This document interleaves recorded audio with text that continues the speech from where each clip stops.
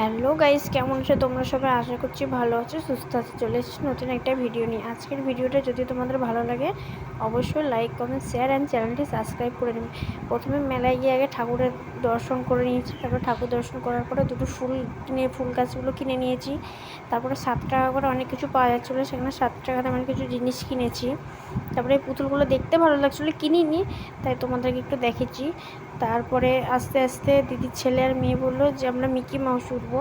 সেই মিকি মাউসে উঠেই ওদের এখন লাফানি শুরু হয়ে গিয়েছে, যে যার মতন লাফাচ্ছে, পড়েও যাচ্ছে লাফাতে লাফাতে। তো এই ভিডিওটা তোমাদের কেমন লাগলো অবশ্যই জানাবেন। তারপরে বাকি এরপরে আমরা কি করেছি সেগুলো নেক্সট ভিডিওতে আসবে। ভালো লাগলে অবশ্যই লাইক, কমেন্ট, শেয়ার অ্যান্ড চ্যানেলটি সাবস্ক্রাইব করে দেবে।